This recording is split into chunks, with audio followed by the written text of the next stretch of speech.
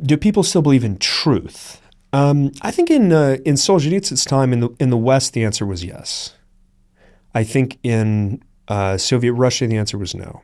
Well, I think everybody pretty much agrees that the good is pretty much gone from modern society. People don't really think that there's a right, capital R, that dictates how we should live.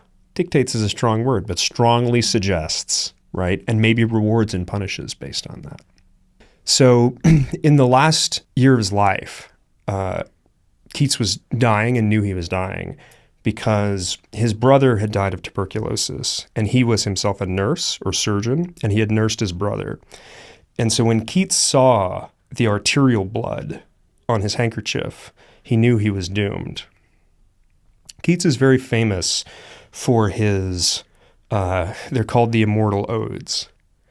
Ode to a Grecian Urn, Ode to Nightingale, Ode to Psyche, and he even calls them the songs of spring because they're about the eternal perfection of beauty. The Ode in a Grecian Urn is a quintessential image of perfect beauty. And he ends that particular poem saying, very famously, beauty is truth, truth, beauty. That is all ye know on earth and all ye need to know. I mentioned in the last year of his life, he was dying of tuberculosis. He wrote probably his best poem, a poem that if he hadn't written it, you would have thought he couldn't have written it, because it's called To Autumn. And it is not about eternal youth and eternal beauty. It is about the beauty of things that fade and are lost, which is what autumn is. Autumn is the process of leaves falling from the trees and the cycle of death and resurrection.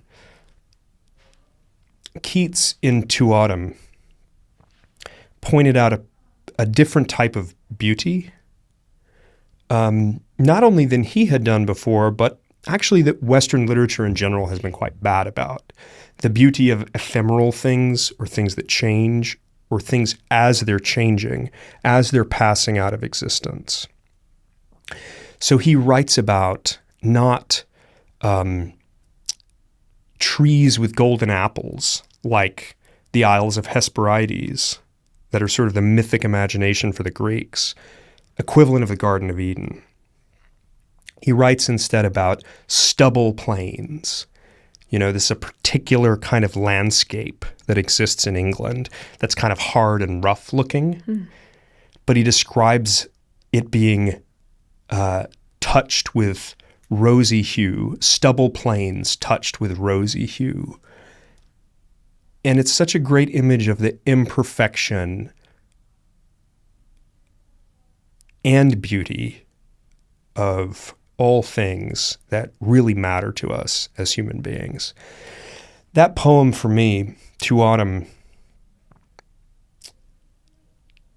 is not only a beautiful poem, it's not only a statement about beauty, but it's also a statement about human life, and that our kind of tragic situation,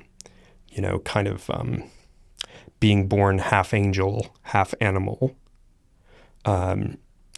being souls fastened to a dying animal, like Yeats says,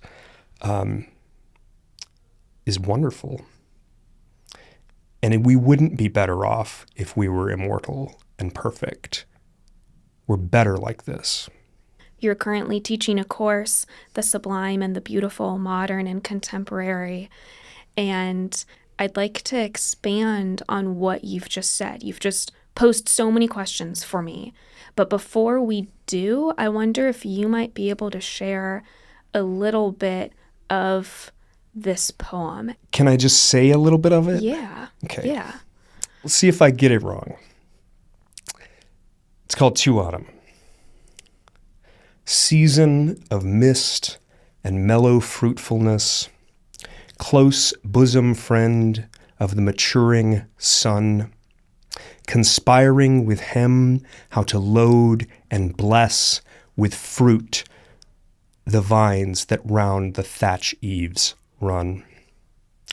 To plump the gourd and swell the hazel shell, to set to budding more and still more later flowers for the bees, until they think warm days will never cease, for summer has o'erbrimmed their clammy cells.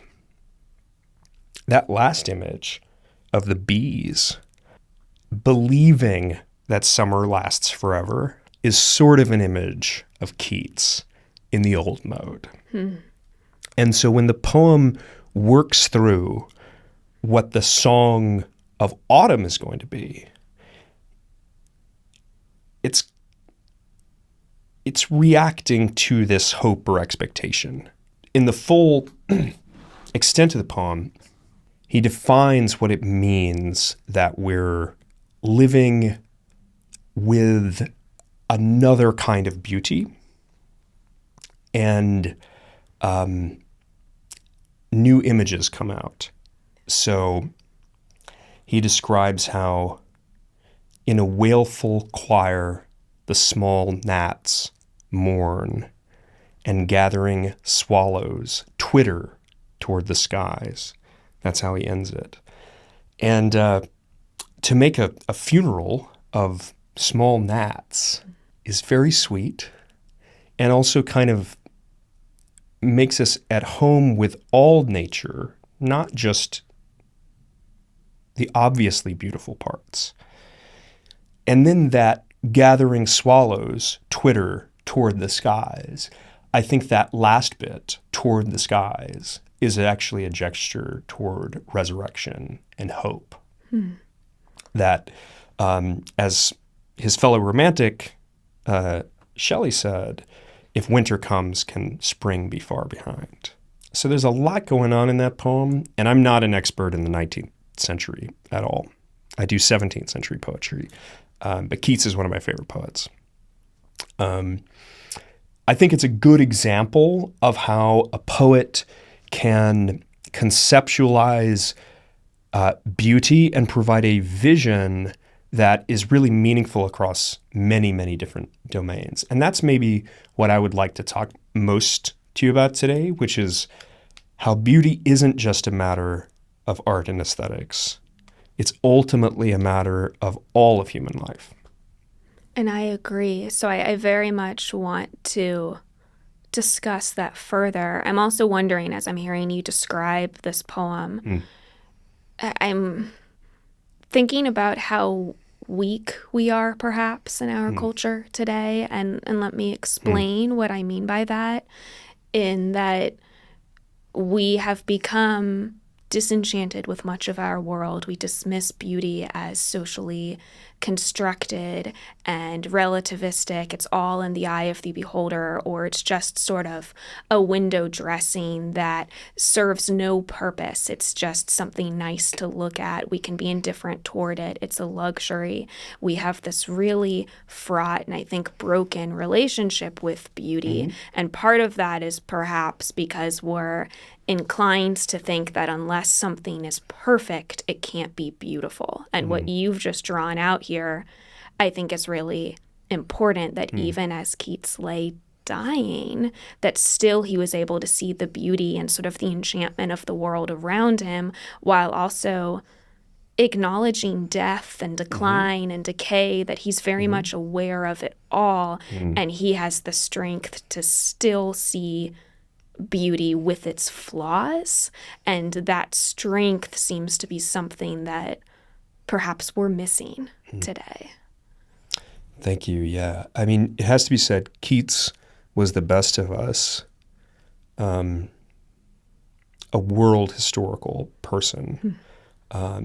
People who love poems, if they don't like Keats, I have some questions.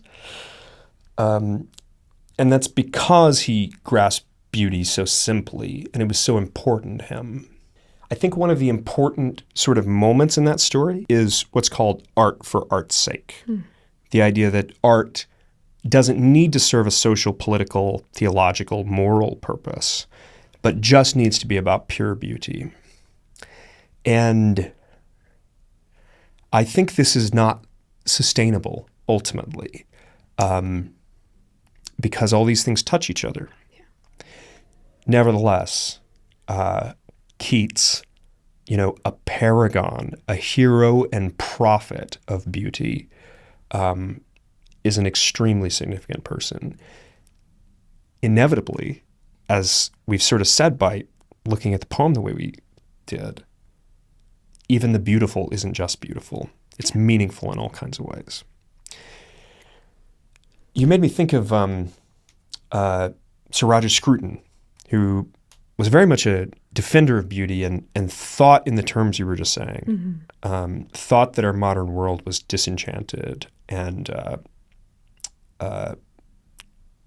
unbeautified or something like this, that we had embraced a cult of ugliness, especially in architecture. He's got a real point in architecture. I don't know, Totally. do you like modern architecture? No, it's hideous.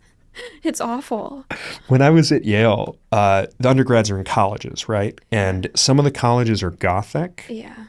And some of the colleges, a few colleges, are brutalist. They were built in the 60s. Yeah. Which ones do you think students like to stay in?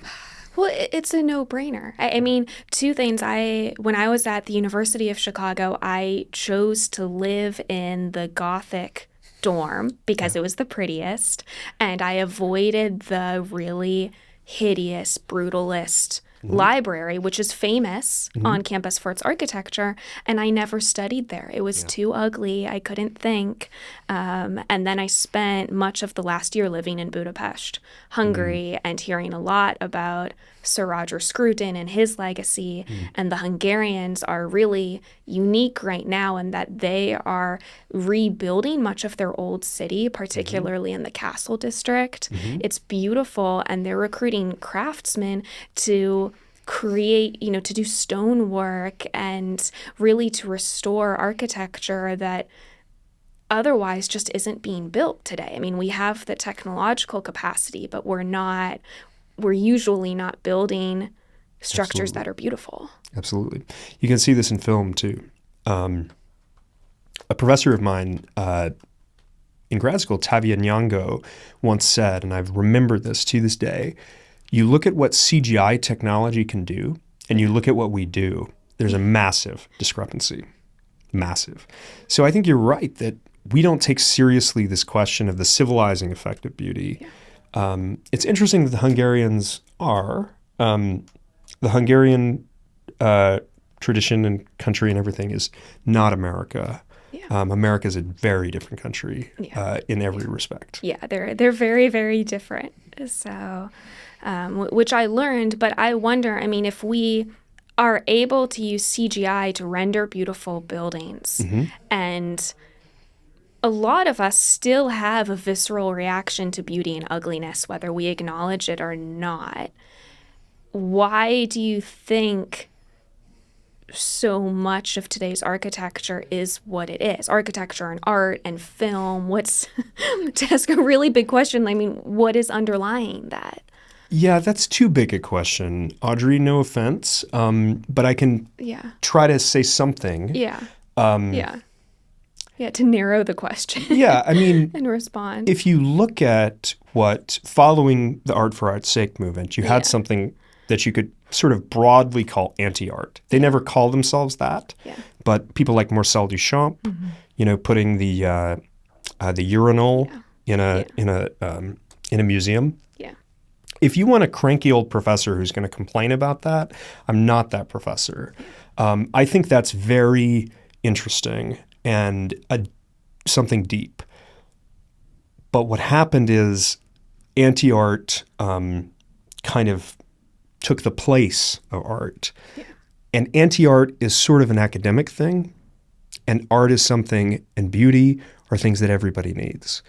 And so I think the elites, the architects, the artists, the poets, the novelists, the poets and novelists that nobody reads, the ones who win national prizes, the ones that aren't read, they're only talking to themselves. And they have been very influenced by a lot of anti-art stuff. And there's a lack of seriousness about how much a civilization needs beauty. But it's ultimately not, I think, because of any moral corruption on their part. It's, they're sort of imposing their aesthetic. And the reality is most of us need so much more than that. Can you expand on that? What do you mean by needing more than an aesthetic? Well, no, what I mean is that anti-art is a kind of limited aesthetic. Yeah. An aesthetic that excludes beauty in a traditional sense. Yeah. But most of us need beauty. I don't know a single person who doesn't. And that's why I think saying that we don't live in a world of beauty isn't quite right. Because most of us design our homes with beauty in mind. Sometimes dress ourselves in the morning with beauty in mind. Not today for me, but in theory. So we all know beauty is very important, and it's important in personal relationships as well. But nobody takes responsibility for that at a public level. Which has very real consequences. I mean, and what you said is really important in that we seek beauty, and there's a reason that we still flock to art museums and to wonder at certain monuments around the world, and that there are certain neighborhoods that are coveted in Austin Absolutely. for their beauty. I mean, that is very real, of course. And I want to expand on the civic role of beauty then, and to start perhaps with a question. I always have this fear that when we start talking about the role of something, perhaps we make it too material, if that makes sense. That by talking about the utility of beauty, are we detracting from it somehow? The utility of beauty entirely depends on human desire. Yeah.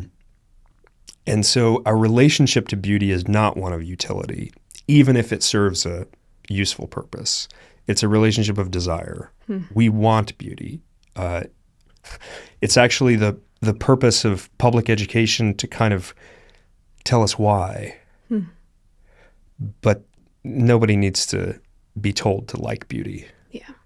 So I think in a way there isn't as much danger of that as there might be in other things. Which then leads into something I shared with you before we started recording, something that I love from Aleksandr Solzhenitsyn's Nobel lecture in 1970. Solzhenitsyn was a Russian author and Soviet dissident, and when he gave his speech, I think he just wrote the speech, actually, and someone else delivered it on his behalf. But in this speech, he highlights one of Fyodor Dostoevsky's remarks, his enigmatic remark, which has really made the rounds recently. And I want to just read Solzhenitsyn's description of Dostoevsky and what it means for the world.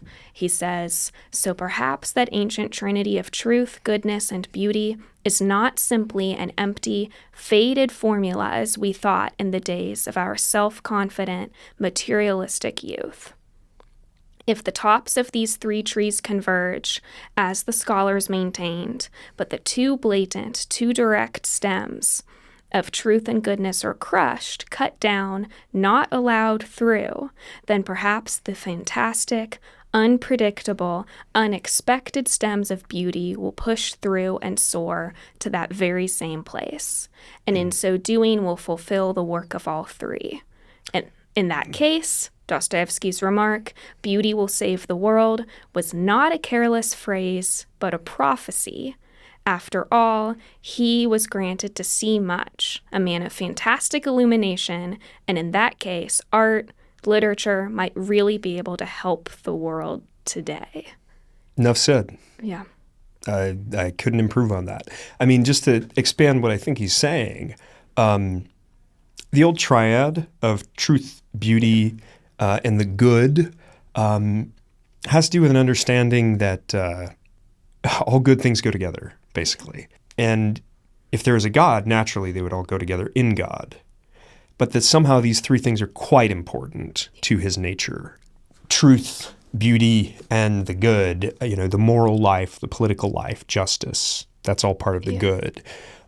Truth would include scientific understanding, mathematical understanding, philosophical understanding. And then beauty would include not just the arts, but also what's called theological beauty, which is both churches, liturgies, church paintings, but also the Godhead itself are understood to have beauty as a kind of primary characteristic, so that we don't just decorate our cathedrals because we like it, Right. but because it's reflective of the nature, the heart of reality, which is God. That's the old understanding. And Aleksandr Solzhenitsyn, like Dostoevsky, was a Christian. Solzhenitsyn probably thought that, well, I think everybody pretty much agrees that the good is pretty much gone from modern society. People don't really think that there is a right, capital R, that dictates how we should live. Dictates is a strong word, but strongly suggests, right? And maybe rewards and punishes based on that. People don't believe that. Do people still believe in truth? I think in Solzhenitsyn's time in the West, the answer was yes. I think in Soviet Russia, the answer was no. Yeah. Did either the West or the Soviet Union believe in beauty at a public level? Not really. So the idea is that if there really is a unity, and we're really talking about one thing, then bringing back beauty should bring back truth and the good. Devil's in the details, how you cash that out. Right, exactly. It gets really complicated really quickly, and it's something I've wrestled with. This passage from Solzhenitsyn is part of why I studied Russian literature in college. It's been very much a motivating force for me, and I've come to the conclusion that we cannot separate the theistic from concern for beauty. Right. And so I don't know if nobody did that until 2 seconds ago in history. And I mean, can we play devil's advocate? I mean, what's the counter argument against what I Audrey, you're walking pushing? into it here. There's so much that could be said here. It is so complicated, in fact, to make connections between beauty, truth, and goodness. Yeah. It isn't to say there aren't there, but if you find something that doesn't connect, what do you do with it? Do you say it's no longer beautiful or no longer good or no longer true? If you find some truth that's ugly. Right. I mean, this is actually very difficult to cash out. Right. It gets extraordinarily difficult, but what I mean is, something that's really interesting about the University of Austin is that we are not aligned theologically, and yet we consistently, as practicing Christians and Jews and atheists and agnostics, and we're consistently having really thoughtful conversations about metaphysics as... And so there are, of course, thoughtful areas of disagreement, but we're also we're implicit to all my questions is a Christian worldview, which I am very aware of. The students at the University of Austin are very, very interesting. They come for lots of reasons, but none of them are here by accident. And they all suspect that there's something they're going to get here that they're not getting other places. Yeah. And I think there are a lot of ideas about why that is. I feel very deeply that the West is in a crisis that is spiritual and cultural, existential, moral, as well as political, aesthetic. If you feel that there's something missing from public life, including the universities, the University of Austin looks like an incredible opportunity to try something better, more integrated, more holistic. Yeah. It's a gamble. We're trying it. And something that is especially cool about the curriculum, I think, is that the faculty have done the hard work of pulling together a really rigorous series of texts and even films and art that students are engaging with, that rather than reject any canon, you are very much guiding students through much of the best that's been shared, and you're doing so while engaging with East and West. And I mean, it's really broad, but also rigorous, and you're deeply engaging with texts. Yeah. So thank you for drawing that connection. I'm just thinking about the Sublime and Beautiful course that you looked at the readings for and stuff like that. And what we're doing there is thinking seriously, and I think this goes across the board in Center for Arts and Letters, where I work, but also in Intellectual Foundations. We are thinking about traditions and trying to put things together that are traditionally not put together in the university. The modern university shows you a catalog of incompatible premises, methodologies, and ultimately ethics and ideas of what the human is. I mean, if you go to an economist and ask what a human being is, it's going to be unrecognizable from if you go to a theologian and ask what a human being is. That used to not be the case in the West. Okay. I bring all this up because canon construction is something that has to be done deliberately. And philosophical texts, historical texts, and poetic texts or artistic texts have to be understood kind of in relation to each other.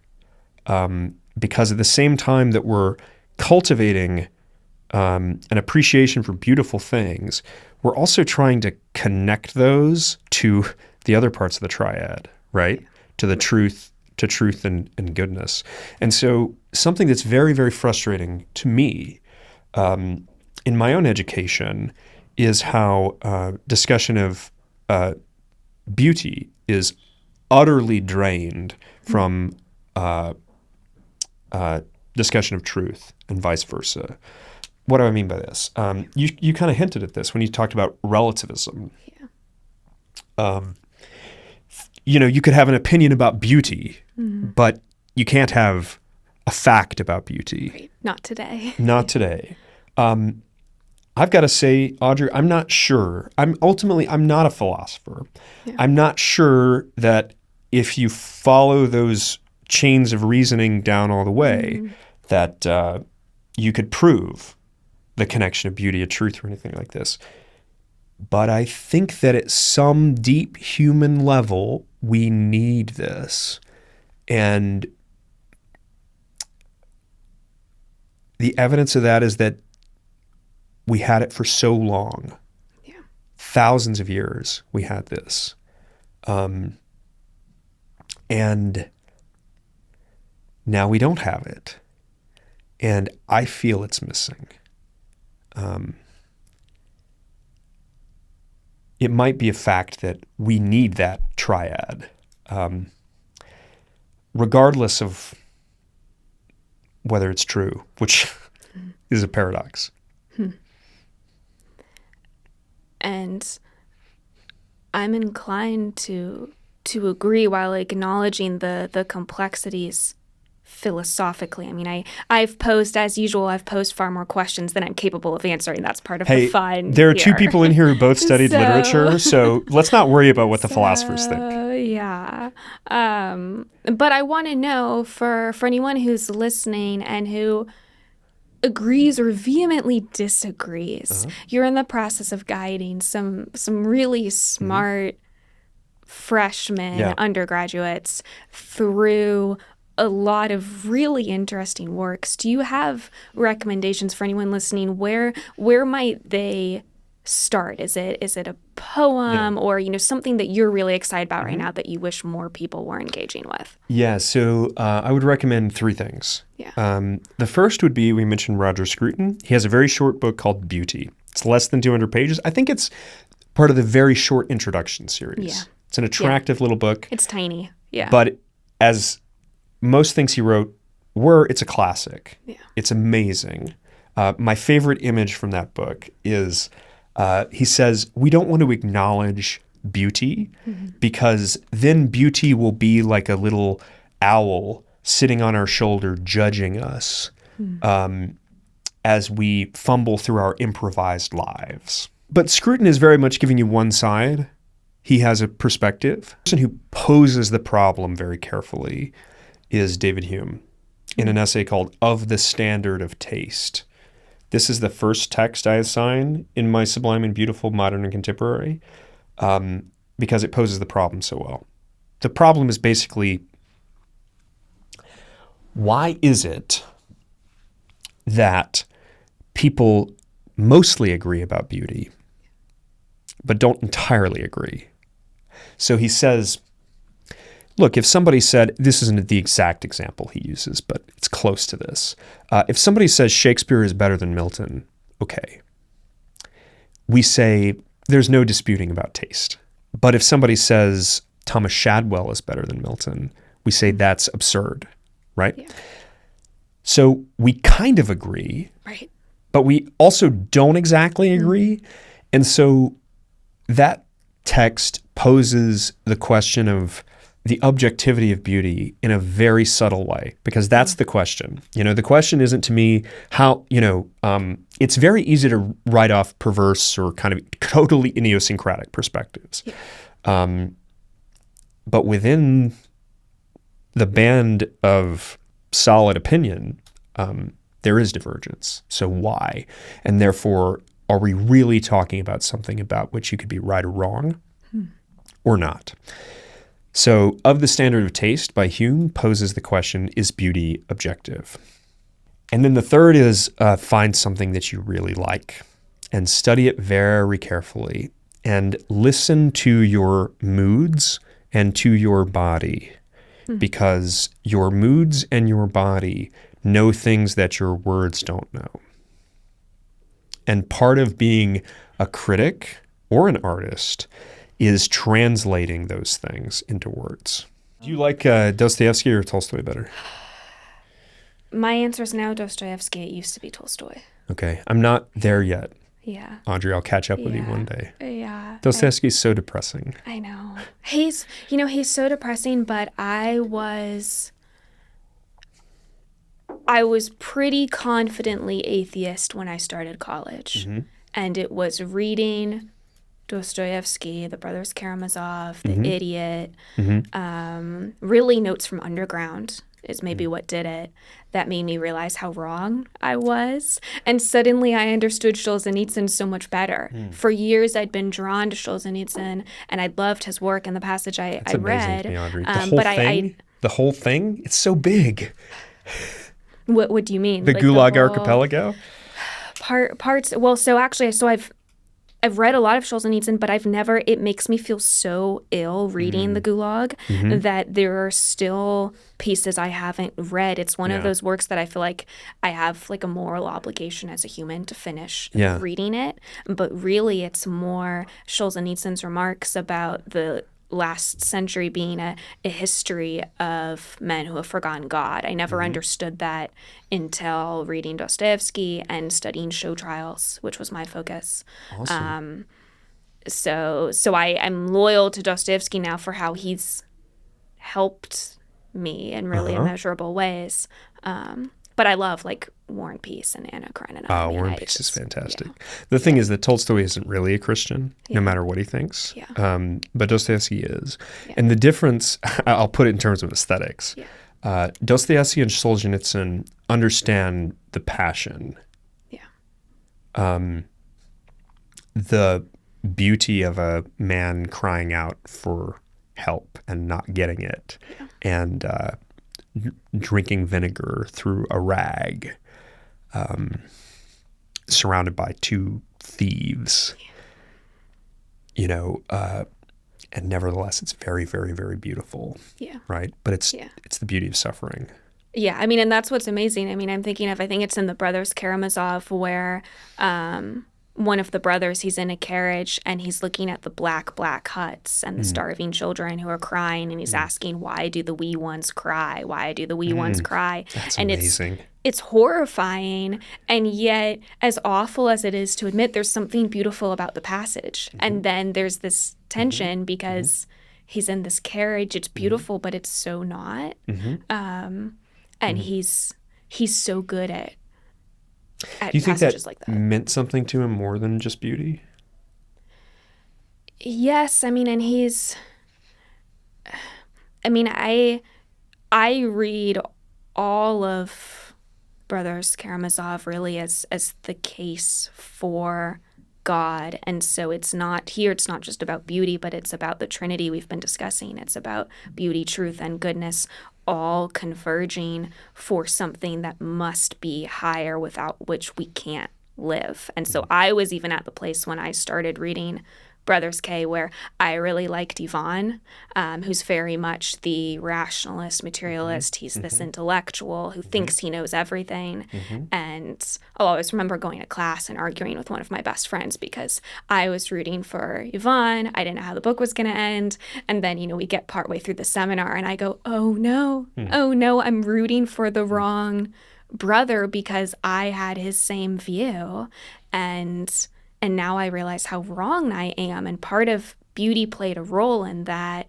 But it's hard to separate beauty from the rest. And it's also hard to articulate how all the pieces fit together. Like, I'm not there yet. Yeah, that's the work.